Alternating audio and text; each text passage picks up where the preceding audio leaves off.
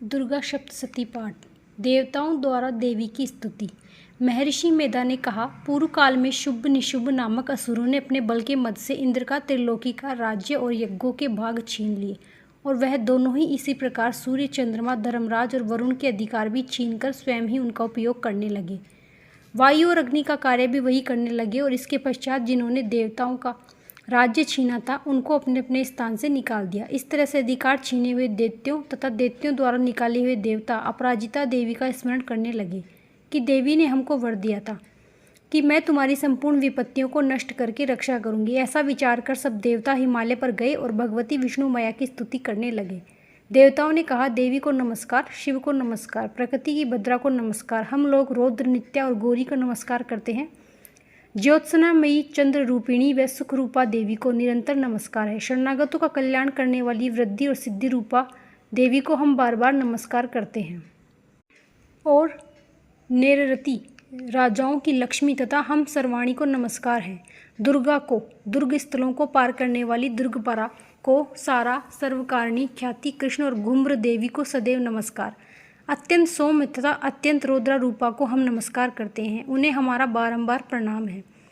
जगत की आधारभूत कृति देवी को बार बार नमस्कार करते हैं। जिस देवी को प्राणी मात्र विष्णु माया कहते हैं उसको नमस्कार है, उसको नमस्कार है, उसको नमस्कार है। जो देवी संपूर्ण प्राणियों में चेतना कहलाती है उसको नमस्कार है, उसको नमस्कार है, उसको नमस्कार है। जो देवी सब प्राणियों में निडर रूप से विराजमान है उसको नमस्कार है। जो देवी संपूर्ण प्राणियों में शुद्ध रूप से विराजमान है उसको नमस्कार है। जो संपूर्ण प्राणियों में छाया रूप से स्थित है उसको नमस्कार है। जो देवी सब प्राणियों में शक्ति रूप से स्थित है उसको नमस्कार है। जो देवी संपूर्ण प्राणियों में तृष्णा रूप से स्थित है उसको नमस्कार है। जो देवी सब प्राणियों में शांति रूप से स्थित है उसको नमस्कार है। जो देवी सब प्राणियों में जाति रूप से स्थित है उसको नमस्कार है। जो सब प्राणियों में लज्जा रूप से स्थित है उसको नमस्कार है। जो देवी संपूर्ण प्राणियों में श्रद्धा रूप से स्थित है उसको नमस्कार है। जो देवी संपूर्ण प्राणियों में कांति रूप से स्थित है, सभी प्राणियों में लक्ष्मी रूप से स्थित है उसको नमस्कार है, उसको नमस्कार है।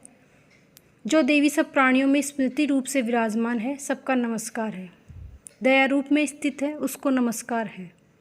जो देवी संपूर्ण प्राणियों में मात्र स्वरूप है उसको नमस्कार है। जो देवी संपूर्ण प्राणियों में नित्य व्याप्त है उसको नमस्कार है। जो पूर्व काल में देवताओं ने अपने अभिष्ट फल पाने के लिए जिसकी स्तुति की और देवराज इंद्र ने बहुत दिनों तक जिसका सेवन किया, वह कल्याण की साधनाभूत ईश्वरी हमारा कल्याण और मंगल करे, सारी विपत्तियों को नष्ट कर डाले। असुरों के सताए हुए हम संपूर्ण देवता व परमेश्वरी को इस समय नमस्कार करते हैं, जो भक्ति पूर्वक स्मरण किए जाने पर तुरंत ही सब विपत्तियों को नष्ट कर देती है। वह जगदम्बा इस समय भी हमारा मंगल करके हमारी समस्त विपत्तियों को दूर करे। महर्षि मेधा ने कहा, हे राजन, इस प्रकार जब देवता स्तुति कर रहे हैं तो उसी समय पार्वती देवी गंगा में स्नान करने के लिए आई। तब उनके शरीर से प्रकट होकर शिवा देवी बोली, शुभ दैत्य के द्वारा स्वर्ग से निकले हुए निशुभ से हारे हुए यह देवता मेरी स्तुति कर रहे हैं। पार्वती के शरीर से अंबिका निकली थी, इसलिए उसको संपूर्ण लोक में कौशिकी कहते हैं। कौशिकी के प्रकट होने के पश्चात पार्वती देवी के शरीर का रंग काला हो गया। वह हिमालय पर रहने वाली कालिका देवी के नाम से प्रसिद्ध है। फिर शुभ और निशुभ के दूत चंड मुंड वहां आए और उन्होंने परम मनोहर रूप वाली अंबिका देवी को देखा। फिर वह शुंभ के पास जाकर बोले, महाराज, एक अत्यंत सुंदर स्त्री हिमालय को प्रकाशित कर रही है। वैसा रंग रूप आज तक हमने किसी स्त्री में नहीं देखा। आप यह पता लगाए कि वो कौन है, उसको ग्रहण कर ले। वह स्त्रियों में रत्न है।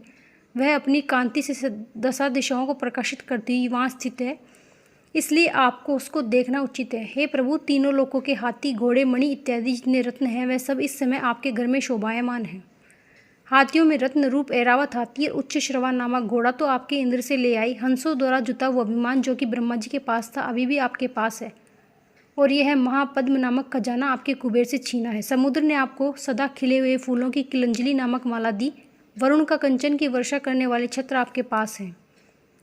रथों में श्रेष्ठ प्रजापति का रथ भी आपके पास ही है। हे दैत्येंद्र, मृत्यु से उत्तरकांतिका नामक शक्ति भी आपने छीन ली, और वरुण का पाश भी आपके भ्राता निशुभ के अधिकार में है, जो अग्नि में न जल सके। ऐसे 2 वस्त्र भी अग्निदेव आपके दिए हैं। हे दैत्यराज, इस प्रकार सारी रत्न रूपी वस्तुएं आप संग्रह कर चुके हैं, तो फिर आप यह कल्याणकारी स्त्रियों में रत्न रूप अनुपम स्त्री आप क्यों नहीं ग्रहण करते? महर्षि मेधा बोले, चंडमुंड का यह वचन सुनकर शुंभ ने विचारा कि सुग्रीव को अपना दूत बनाकर देवी के पास भेजा जाए। प्रथम उसको सब कुछ समझा दिया और कहा कि वहाँ जाकर तुम उसको अच्छी तरह से समझाना और ऐसा उपाय करना जिससे वह प्रसन्न होकर तुरंत मेरे पास चली आए। बलि प्रकार समझाकर कहना। दूत सुग्रीव पर्वत के उस रमणीय भाग में पहुंचे जहाँ देवी रहती थी। दूत ने कहा कि हे देवी, दैत्यों का राजा शुंभ जो इस समय तीनों लोकों का स्वामी है, मैं उसका दूत हूँ और यहाँ तुम्हारे पास आया हूँ। संपूर्ण देवता उसकी आज्ञा एक स्वर से मानते हैं। अब जो कुछ उसने कहला भेजा है वह सुनो। उसने कहा कि इस समय संपूर्ण त्रिलोकी मेरे वश में है और संपूर्ण यज्ञों के भाग को पृथक पृथक मैं ही ले लेता हूँ और तीनों लोकों में जितने श्रेष्ठ रत्न हैं वह सब मेरे पास है। देवराज इंद्र का वाहन ऐरावत मेरे पास है जो मैंने छीन लिया। उच्च श्रवा नामक घोड़ा जो क्षीर सागर मंथन करने से प्रकट हुआ था उसे देवताओं ने मुझे समर्पित किया है। हे सुंदरी, इनके अतिरिक्त और जो भी रत्न भूषण पदार्थ देवताओं के पास थे वह सब मेरे पास है। हे देवी, मैं तुम्हें संसार की स्त्रियों की रत्न मानता हूँ क्योंकि रत्नों का उपभोग करने वाला मैं ही हूँ। हे चंचल कटाओं वाली सुंदरी, अब यह मैं तुझ पर छोड़ता हूँ कि तू मेरे या मेरे महापराक्रमी निशुंभ की सेवा में आ जाए। यदि तू मुझे वीरगति, तुझे अतुल महान ऐश्वर्य की प्राप्ति होगी। अतः तुम अपनी बुद्धि से विचार करो, मेरे पास चली आओ। महर्षि मेधा ने कहा। दूत के ऐसा कहने पर संपूर्ण जगत का कल्याण करने वाली भगवती दुर्गा मन ही मन मुस्कुराई और इस प्रकार कहने लगी। देवी ने कहा, हे दूत, तू जो कुछ कह रहा है वह सत्य है और इसमें किंचित मात्र भी झूठ नहीं है। शुंभ इस समय तीनों लोकों का स्वामी है और निशुंभ भी उसी तरह की पराक्रमी है, किंतु उसके संबंध में मैं जो प्रतिज्ञा कर चुकी हूँ उसे मैं कैसे जुटलाऊँ। मैंने जो प्रतिज्ञा की है उसे सुन। जो मुझे युद्ध में जीत लेगा मेरे अभिमान को खंडित करेगा, बल में मेरे समान होगा, वही मेरा स्वामी होगा। इसलिए शुंभ निशुंभ यहाँ आवे और युद्ध में जीतकर मुझसे विवाह कर ले। इसमें भला देर की क्या आवश्यकता। दूत ने कहा, देवी, तुम अभिमान में बरी हो, मेरे सामने तुम ऐसी बात ना करो। ऐसी त्रिलोकी मुझे तो ऐसा कोई दिखाई नहीं देता जो कि शुंभ और निशुंभ के सामने ठहर सके। जब अन्य देवताओं में से कोई शुंभ निशुंभ के सामने युद्ध में ठहर नहीं सकता तो तुम जैसी स्त्री उसके सामने रणभूमि में ठहर सकेगी।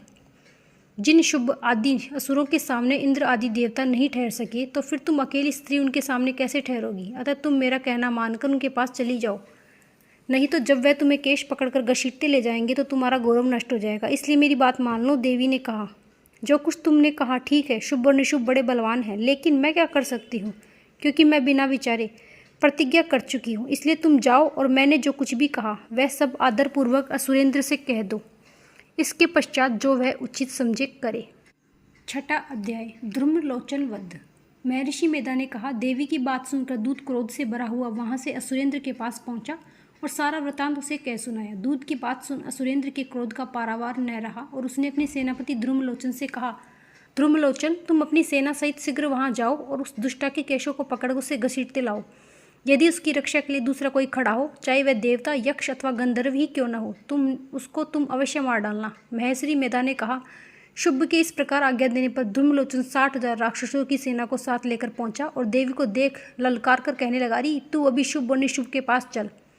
यदि तू प्रसन्नतापूर्वक मेरे साथ चलेगी तो ले चलूँगा। देवी बोली, सुरेंद्र का भेजा हुआ तेरे जैसा बलवान यदि बलपूर्वक मुझे ले जाएगा तो मैं ऐसी दशा में तुम्हारा कर ही क्या सकती हूँ। महर्षि मेधा ने कहा। ऐसा करने पर ध्रुमलोचन उसकी ओर लपका, किंतु देवी ने उसे अपनी हुंकार से ही भस्म कर डाला। यह देखकर असुरसेना क्रुद्ध होकर देवी की ओर बढ़ी, परंतु अंबिका ने उन पर तीखे बाणों, शक्तियों, फरसों की वर्षा आरंभ कर दी। इतने में देवी का वाहन भी अपनी ग्रीवा के बालों को झटकता हुआ भारी भारी शब्द करता हुआ असुर सेना में कूद पड़ा। उसने कई असुर अपने पंजों से, कई अपने जबड़ों से, कई धरती पर पटककर अपनी दाढ़ों से घायल कर दिए। उसने कई असुरों के अपने नख से पेट फाड़ डाले और असुरों का तो केवल थप्पड़ मारकर सिर धड़ से अलग कर दिया। कई असुरों की भुजाएं सिर तोड़ डाले और गर्दन के बालों को हिलाते हुए उसने कई असुरों को पकड़कर उनके पेट फाड़कर उनका रक्त पी डाला। इस प्रकार देवी के उस महाबलवान सिंह ने क्षण भर में असुर सेना को समाप्त कर दिया। शुंभ ने जब यह सुना कि ध्रुमलोचन असुर को मार डाला, उसके सिंह ने सारी सेना का संहार कर डाला, तब उसको बड़ा क्रोध आया। उसने क्रोध के मारे होठ फड़फड़ाने लगे। उसने चंडमुंड नामक महाअसुरों को आज्ञा दी कि हे चंडमुंड, तुम अपने एक बड़ी सेना लेकर जाओ और उस देवी के बाल पकड़कर उसके बांध कर तुरंत यहाँ ले आओ। यदि उसका यहाँ लाने में किसी प्रकार का संदेह है तो अपनी सेना सहित उससे लड़ते हुए उसको मार डालो। जब वह दुष्टा उसकी सिंग दोनों मर जावे तब भी उसको बांध कर यहाँ लाना। 5वां छठा अध्याय समाप्त।